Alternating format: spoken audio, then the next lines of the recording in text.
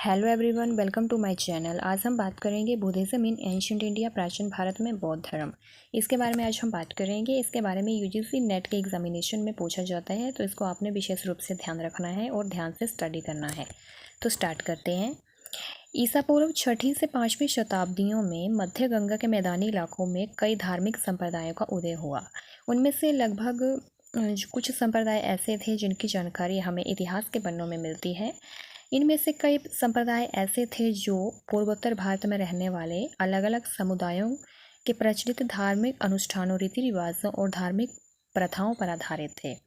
इनमें से जैसे जैन धर्म थे और बौद्ध धर्म थे, वो काफ़ी महत्वपूर्ण थे और इनका जो उदय था वो सबसे शक्तिशाली धार्मिक सुधार आंदोलनों के रूप में हमें देखने को मिलता है कि इसके बाद जो है हमें कुछ धार्मिक सुधार देखने को मिलते हैं सोसाइटी में।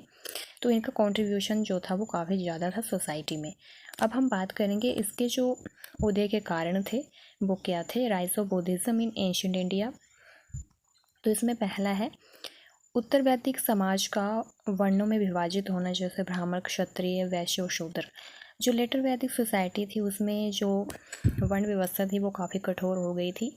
वर्ण तो वैदिक सोसाइटी में भी देखने को मिलते थे, लेकिन पहले उनमें जो इतनी कठोरता थी वो देखने को नहीं मिलती थी। लेकिन जब लेटर वैदिक एज आती है तो उसमें जो है वो कर्म जो था वो जन्म पर आधारित हो गया। पहले जो था वो उनके कोई भी कर्म, कोई भी वर्ण का व्यक्ति जो है वो अपना सकता था, लेकिन इसके बाद ऐसा नहीं था।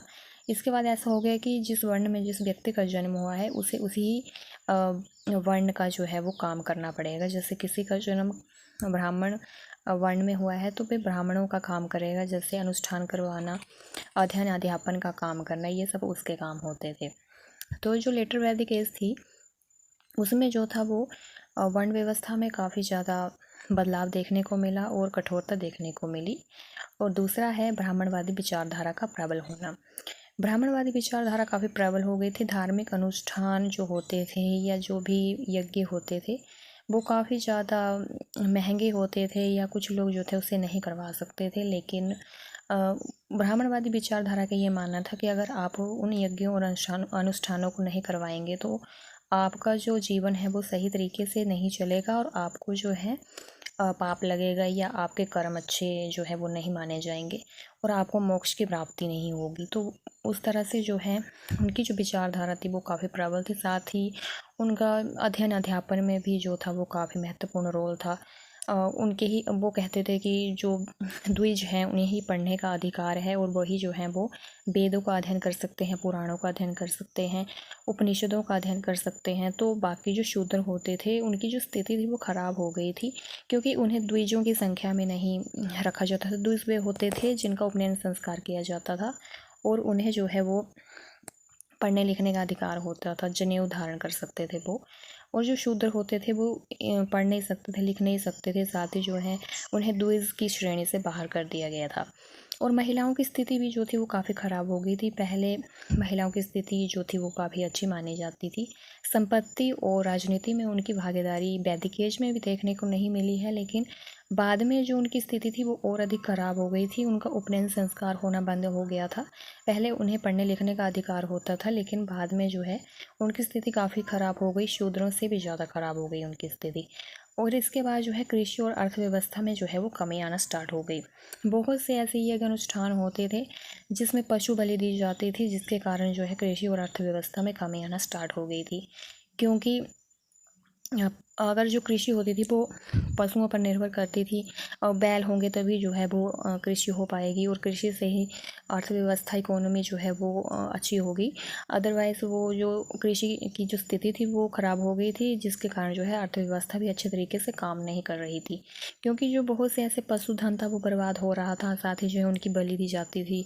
बहुत से ऐसे यज्ञ अनुष्ठान होते थे जिसमें पशुओं की काफ़ी मात्रा में बलि दी जाती थी, जिसके कारण जो है वो धीरे धीरे पशु जो थे वो कम होने लगे थे, जिसके कारण जो है कृषि और अर्थव्यवस्था में कमी आना स्टार्ट हो गई थी। पहले इतना पता नहीं होता था ना, क्योंकि बहुत से ऐसे पशु होते थे जो काम के भी होते थे, जैसे गाय हो गई, भैंस हो गई, बकरी हो गई। तो इनसे जो है दूध भी जो है वो प्राप्त किया जा सकता था, लेकिन पहले उन्हें इतना पता नहीं होता था। यज्ञ अनुष्ठानों को ही ज़्यादा महत्व दिया जाता था, जिसके कारण जो है पशुओं की बलि दी जाती थी और फिर धीरे धीरे पशुधन समाप्त हो रहा था, जिसके कारण जो है वो कृषि और अर्थव्यवस्था में गिरावट आती है। व्यापार और वाणिज्य में गिरावट आना। व्यापार और वाणिज्य में भी हमें गिरावट देखने को मिलती है, क्योंकि जो कृषि और अर्थव्यवस्था थी उसके कारण जो है वो व्यापार और अर्थव्यवस्था भी जो है वो काफ़ी ख़राब हो रही थी, क्योंकि उपज नहीं होगी तो कृषि में जो अनाज वगैरह होता था या कुछ चीज़ें होती थी, अगर वो नहीं होंगी तो वो किस चीज़ का व्यापार करेंगे, जिसके कारण जो है व्यापार और वाणिज्य में भी कमी देखने को मिली। और जो वैश्य होते थे उनका काम होता था कि जो वो कर इकट्ठा करते थे उनके कर पर जो है वो क्षत्रिय और ब्राह्मणों का अधिकार होता था, जिसके कारण जो है उनको कुछ उनके पास रहता नहीं था और उनकी जो शक्ति और समृद्धि थी वो भी कम हो रही थी, जिसके कारण व्यापार और वाणिज्य में कमी देखने को मिलती है। और इसके साथ ही अगर हम बात करें कि सामाजिक असमानताएं होना जो है वो काफ़ी ज़्यादा स्टार्ट हो गई थी, क्योंकि सामाजिक असमानताएं जैसे कि बहुत सी आगे चल कर के वर्ण व्यवस्था थी उसी के बिहाव पे जातियाँ बनना स्टार्ट हो गई बाद में। जैसे जैसे शूद्र थे उनकी समाज में इतनी भागीदारी नहीं थी, उनको अच्छा नहीं समझा जाता था, उनके लिए द्विज से उनको बाहर कर दिया गया था। द्विज की श्रेणी से साथ ही उनको पढ़ने लिखने से भी उनको मना कर दिया गया था। साथ ही जो है उनको अपने संस्कार नहीं होता था, उन्हें वेद पढ़ने का अधिकार नहीं था, सुनने का अधिकार नहीं था, जिसके कारण समाज में असमानताएं आना स्टार्ट हो गई थी।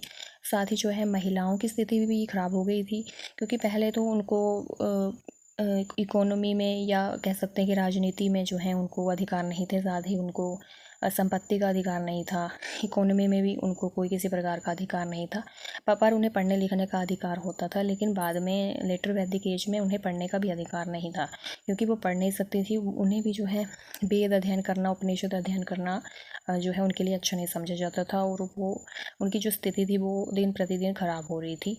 तो ये था बौद्ध धर्म के उदय के कारण। बौद्ध धर्म के उदय से जो है बहुत सी स्थितियाँ चेंज हुई थी, और उसके बाद जो है समाज जो है वो काफ़ी बदला था और समाज में कुछ बदलाव देखने को मिले थे, जिसके कारण जो है बौद्ध धर्म का समाज को बदलने में काफ़ी ज़्यादा कंट्रीब्यूशन देखने को मिला। तो आज इसके बारे में हमने बात की। आई होप आपको आज की जानकारी अच्छी लगी होगी। अगर आपको आज की जानकारी अच्छी लगी है तो हमारे चैनल को ज़रूर से सब्सक्राइब करिएगा। Thank you.